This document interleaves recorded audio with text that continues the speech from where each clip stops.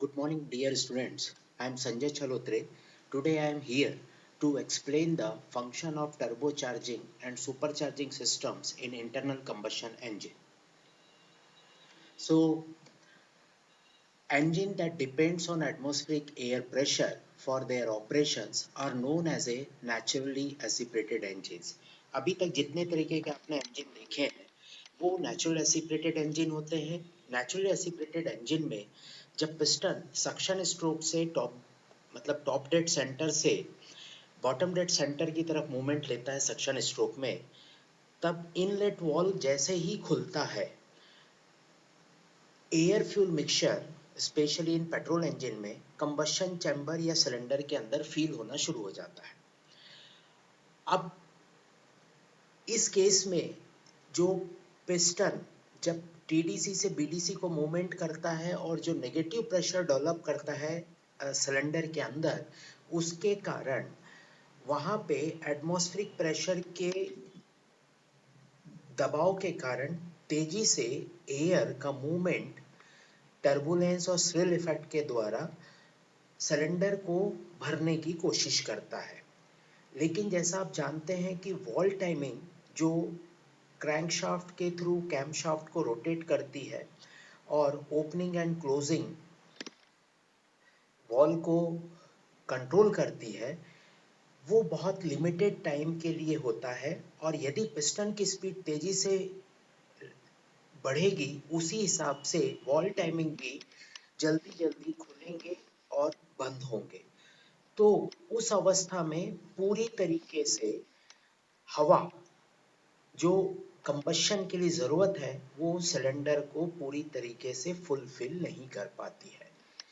So this is the process of naturally aspirated engine, and the power output of naturally aspirated engine is limited by the amount of air that can be induced or sucked by piston during every suction stroke into the cylinder. मतलब power आपको जो मिलती है उससे petrol ज्यादा होने से नहीं मिलेगी, उसके लिए आपको sufficient quantity of oxygen moles भी जरूरी है एयर के अंदर. जब तक एयर के अंदर ऑक्सीजन मोल्स नहीं रहेंगे जरूरत से ज्यादा, जब तक हम फ्लेम डेवलपमेंट, फ्लेम प्रोपेगेशन और फ्लेम टर्मिनेशन को अचीव नहीं कर पाएंगे सबसे ज्यादा मैक्सिमम लेवल पे. So engine power can be increased by forcing air into the cylinder under pressure. तो हमें कोई ना कोई एक ऐसा रास्ता निकालना चाहिए जिसकी वजह से जब तक पिस्टन खुद अपने सक्शन लेवल के भरोसे ना पूरा सिलेंडर भर पाए, तो हमें कोई ऐसा सोर्स डेवलप करना चाहिए जो फोर्सफुली एयर को इनलेट वॉल के पास लाके रखा रहे और जैसे ही इनलेट वॉल खुले और पिस्टन का मूवमेंट हो तेजी से एयर पूरे कंबशन चैम्बर इंक्लूडिंग सिलेंडर को भर सके. So the turbocharger and supercharger are commonly used in modern engine to boost the pressure of the incoming air. So this is the diagram which is show the normal working of the engine line diagram. Here you can see the air in through the air filter and then passes through the throttle valve, and next is the air control valve which is one of the part of the throttle valve, and then inlet valve. So piston at start moving from TDC to BDC, negative pressure develop inside the cylinder, and because of that negative pressure atmospheric pressure try to fulfill the or occupy the that negative pressure area. And in a second figure there you can see the inlet manifold, and जो inlet manifold आप देख रहे हैं वो एक pipe का बना हुआ दिख रहा है आपको, और ऊपर की तरफ उसमें एयर इनटेक चैम्बर है जो एक रिजर्वायर की तरह काम करता है, और नीचे घुमा हुआ घुमावदार शेप में इनटेक मैनिफोल्ड आया है। इसका औचित्य ये है कि जितना ज़्यादा ये घुमावदार शेप में आएगा उतना ज़्यादा एयर जब अंदर आती है ड्यू टू सक्शन इफेक्ट, इसमें सफिशिएंट क्वांटिटी ऑफ टर्बुलेंस और स्विल इफेक्ट प्रोड्यूस हो सके, ताकि पेट्रोल और हवा दोनों अच्छी तरीके से मिक्स होकर होमोजीनियस चार्ज बना सके। So the turbocharger consists of two main units, the turbine and the compressor. Both mounted on a common shaft, the turbine is driven by exhaust gas. As you can see in the figure 5.2, there is a one common shaft and the one end of the shaft is connected with the turbine. These turbine rotate due to impulse of the exhaust gas flow. The another side of the shaft coupled with the compressor impeller. So जैसे ही exhaust gas का flow अंदर आएगा, turbine को hit करेगा, turbine तेजी से rotate करेगी और एग्जॉस्ट गैस साइलेंसर के थ्रू बाहर निकल जाएगी।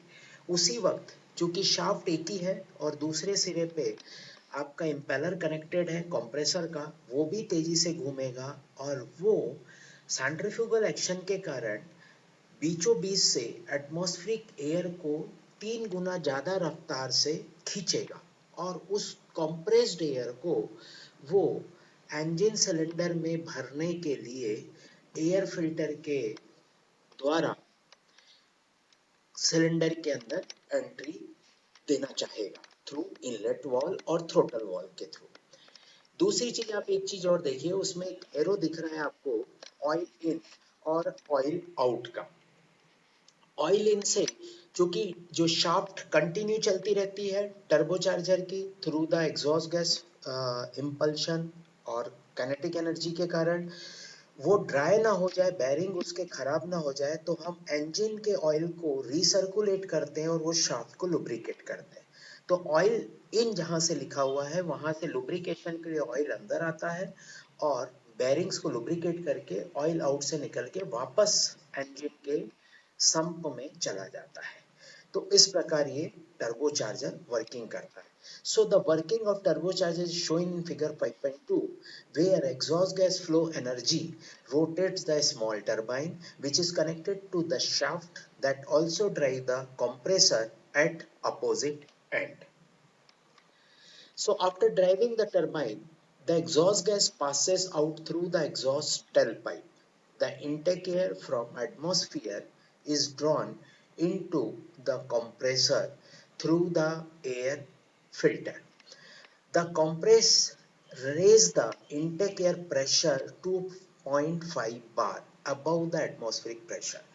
मतलब नॉर्मल कोर्स ऑफ इंजन जैसा आपका नेचुरल एसिपरेटेड इंजन है जिसमें हमने टर्बोचार्जर यूज नहीं किया है, और जब हम इंजन को स्टार्ट करते हैं तो जब सक्शन स्ट्रोक में पिस्टन टीडीसी से बीटीसी जाता है, इनलेट वॉल्व खुलता है और जितना नेगेटिव प्रेशर जो डेवलप हुआ जिसको हम लोग वैक्यूम भी कहते हैं, और उस नेगेटिव प्रेशर या वैक्यूम के कारण एटमॉस्फेरिक एयर उस सिलेंडर को भरने की कोशिश करती है जितना भी वक्त उसे मिल जाए वॉल्व बंद होने से पहले तक।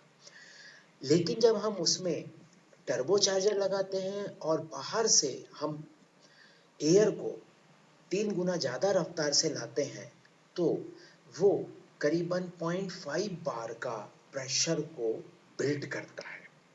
Normal course of atmospheric pressure जो होता है वो 103 किलो पास्कल का होता है, लेकिन उसको कम से कम वो 3 गुना बढ़ा देता है टरबाइन या टर्बोचार्जर लगने की वजह से।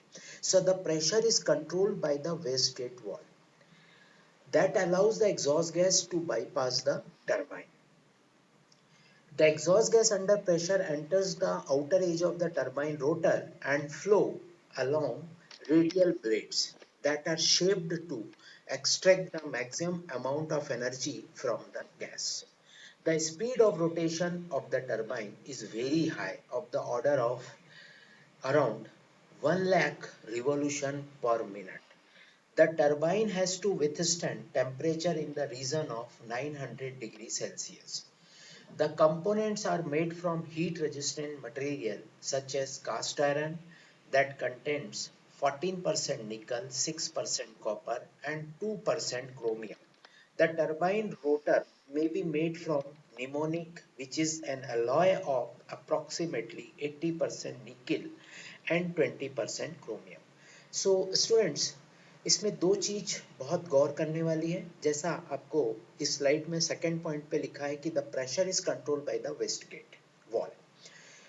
नॉर्मल कोर्स जो इंडियन ऑपरेशंस कंडीशंस है या एटमॉस्फेरिक कंडीशंस है, उसमें हम डायरेक्टली टर्बोचार्जर को प्रेशर को अलाउ नहीं करते हैं, क्योंकि हम लोग कुछ रूल बुक्स के पैरामीटर्स को फॉलो नहीं करते हैं कि जैसे कि आपने कोल्ड स्टार्ट किया 6 घंटे रुके रहने के बाद इंजन को, और उसके बाद हम उसको वार्म अप का टाइम नहीं देते हैं और नॉर्मल कोर्स ऑफ एक्शन में तुरंत एक्सीलेटर देके आगे बढ़ जाते हैं।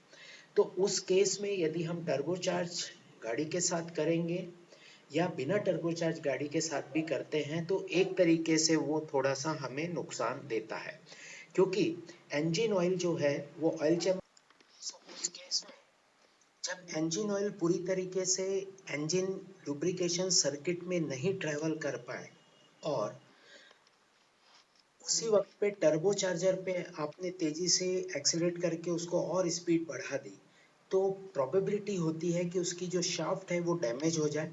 और इस सब चीज़ों को अवॉइड करने के लिए हम लोग यहाँ पे एक वेस्ट गेट का प्रोविज़न देते हैं, वेस्ट गेट वॉल जिसे कहते हैं।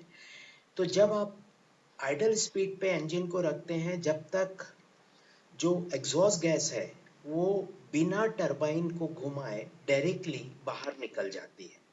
जैसे जैसे आप एक्सीलेटर देते हैं, मतलब आप 1500 आरपीएम के तक पहुंचने के ऊपर जाना शुरू करते हैं, तब जो वेस्ट गेट वॉल है वो जो डायरेक्ट जहां से एग्जॉस्ट गैस बाहर निकल रही थी उस वॉल को बंद करके टरबाइन की तरफ टर्न कर देता है, ताकि टरबाइन घूमना शुरू हो जाए और टरबाइन के साथ इम्पेलर, और इस प्रकार टर्बोचार्जर का फंक्शन स्टार्ट हो सके। दूसरी चीज, the speed of the rotation of the turbine is very high. जैसा कि मैंने बताया आपको, करीबन 1 लाख रिवॉल्यूशन पर मिनट रहता है और उसके अंदर जो टेम्परेचर एग्जॉस्ट गैस का रहता है या टरबाइन का रहता है वो 900 डिग्री रहता है, और जो कंबशन से एग्जॉस्ट गैसेस निकलती हैं उसका टेम्परेचर करीबन 1200 से 1400 डिग्री सेल्सियस रहता है। तो इसलिए हम लोग टरबाइन का जो एरिया होता है टर्बोचार्जर का, बेसिकली टर्बोचार्जर को दो पार्ट्स में हम क्लब करते हैं। पहला होता है टरबाइन एरिया, दूसरा होता है कंप्रेसर एरिया।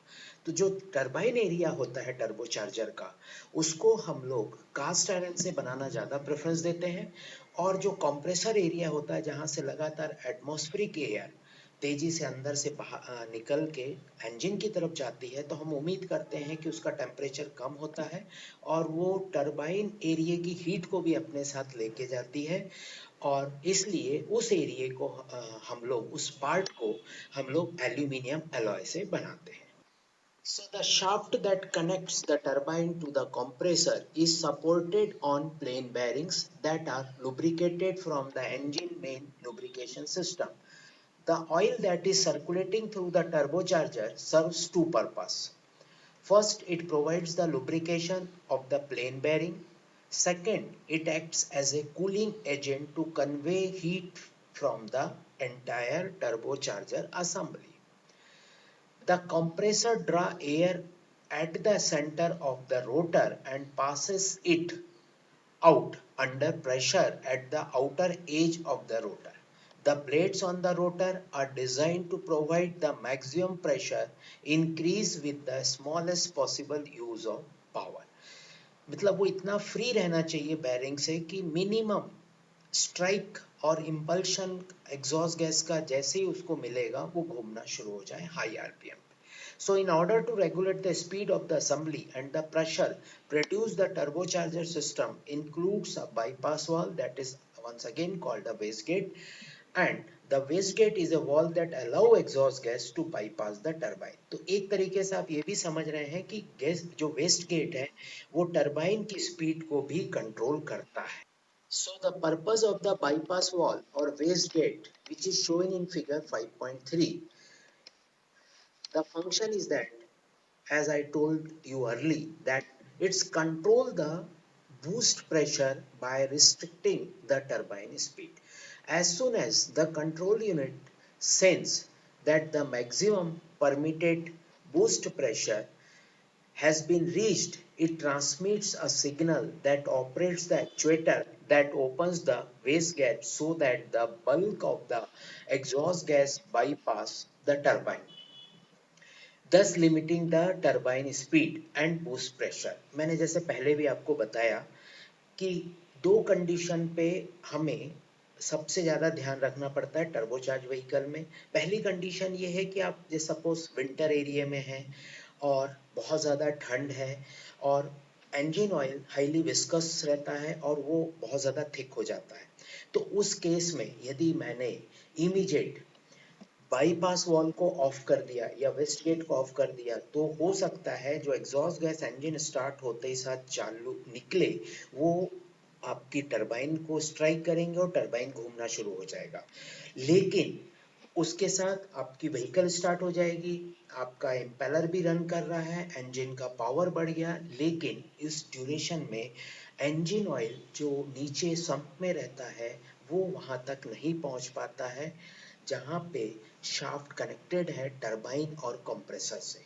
तो वहाँ पे सबसे ज़्यादा प्रोबेबिलिटी होती है कि वो ड्राई रन हो जाए और यदि वो ज़्यादा ड्राई रन हो जाएगा तो वहाँ पे लीकेज क्रिएट होगा, लीकेज वैक्यूम का होगा कि जब तेजी से इंजन चलेगा वहाँ पे बुश कट चुके हैं तो जो इंजन ऑयल है वो नेगेटिव प्रेशर होने के कारण एग्जॉस्ट गैस की तरफ खिंचाएगा और एग्जॉस्ट गैस उसे लेके साइलेंसर के थ्रू बाहर निकाल देगी और इस प्रकार आपका इंजन सीज हो जाएगा। Thank you so much.